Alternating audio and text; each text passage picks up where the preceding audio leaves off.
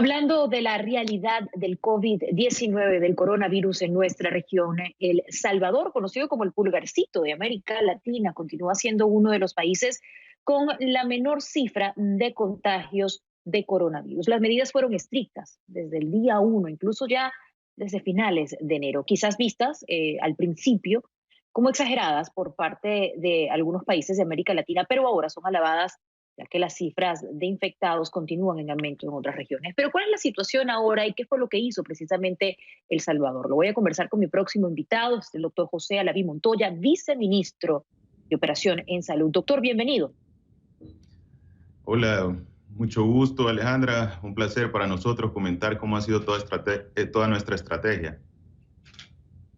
Bueno, ¿cuál es la situación actual hoy viernes 27 de marzo en cuanto al número de infectados y fallecidos? Sí, hoy por hoy tenemos 13 casos confirmados de coronavirus. Son de pacientes que se han logrado captar en centros de contención, de pacientes que logramos identificar siempre a la entrada de nuestro país, y de esa manera hemos contenido y hemos logrado que este virus no esté transitando o no se esté transmitiendo de manera autóctona de persona a persona.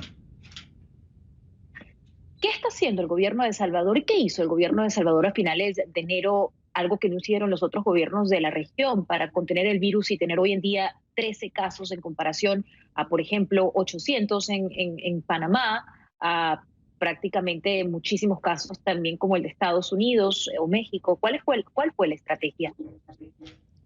Sí, lo más importante fue identificar primero desde enero, el día que salió la recomendación preventiva por parte de la Organización Mundial de la Salud, el día 16 de enero. El Salvador toma con mucha seriedad el tema de coronavirus. Se hizo un análisis en base a los datos que estaban sucediendo a nivel de China. Teníamos conocimiento desde finales del año pasado que esta enfermedad, una enfermedad nueva, una enfermedad en constante cambio, una enfermedad que podía llegar a generar muchas complicaciones debido al grado de transmisibilidad que podía tener.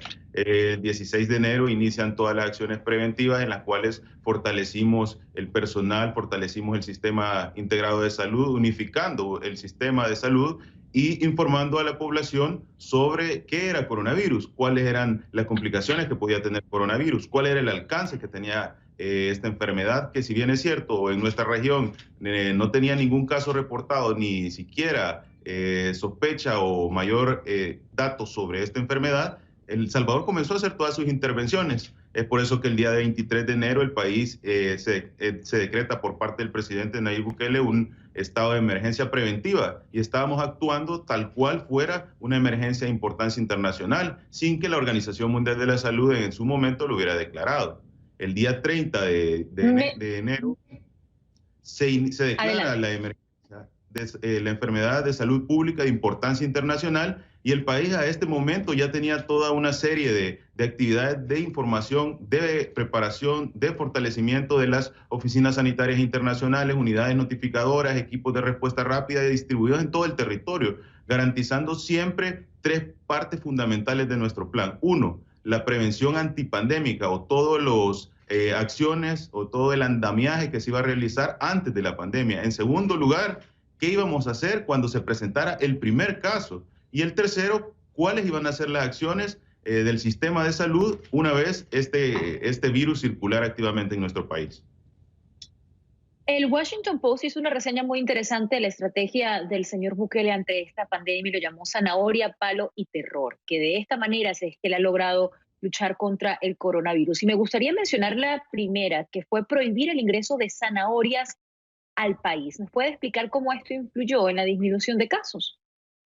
Sí, sabemos que esta enfermedad era sobre todo una enfermedad que no iba a iniciar en nuestro país, sino que iba a llegar probablemente por uno de los sitios legales o ilegales de entrada al territorio, y específicamente de las ciudades en las cuales iniciaron los brotes. Es por eso que cerrar o restringir la entrada a nuestro país garantizaba de alguna manera contener y limitar la posibilidad de que circulara en el territorio de es importante también mencionar que sabíamos que habían salvadoreños que estaban regresando a nuestro país, y no solo no se permitía el ingreso, sino que se hacía un desabordaje controlado, se hacía una intervención por cada salvadoreño que llegaba al país para cerciorarnos que estos salvadoreños estaban sin síntomas y sobre todo que estos salvadoreños iban a estar en seguimiento y en vigilancia para garantizar de alguna manera que esta enfermedad no llegara a nuestro territorio.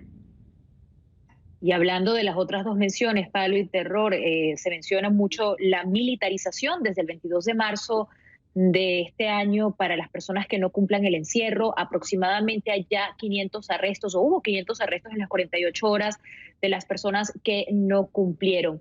Por otro lado, me gustaría saber su opinión como experto de salud. ¿Cuánto cree que influyó el plan económico anunciado por Bukele y este famoso discurso, ¿no?, que se viralizó y se comentó mucho en nuestra región para fomentar a que las personas se quedaran en casa, los $300 mensuales, el hablar de una manera muy fuerte también a los ejecutivos de las compañías? ¿Cree que esto influyó mucho también en la disminución de transmisión?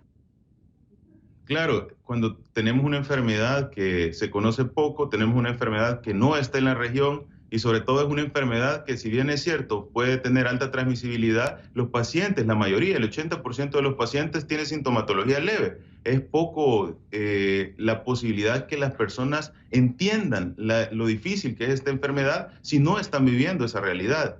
Casos como Italia, casos como China, que hay evidencia y han visto las complicaciones que puede generar, entienden en su momento por qué las medidas deben de ser cumplidas. En El Salvador, al no tener ningún caso y al no tener en la región esa comparación, las personas se les hacía difícil entender el por qué debía de ser de esta manera. Todo el enfoque económico siempre fue una parte fundamental, porque sabíamos que la economía estaba en segundo plano. Lo más importante era garantizarle a la población salvadoreña la salud. Sin salud, sin un salvadoreño trabajando, no iba a haber economía. Es por eso que toda esta estrategia en algún momento se iba a afectar todo el sector privado, todo el sector empresarial, pero con un solo objetivo: garantizar la salud de la población, que a largo plazo puede llegar a desarrollar la economía. La adquisición de este plan de rescate financiero va enfocada a que, una vez esta pandemia se establezca bien a nivel mundial, El Salvador tenga la posibilidad de responder para toda esta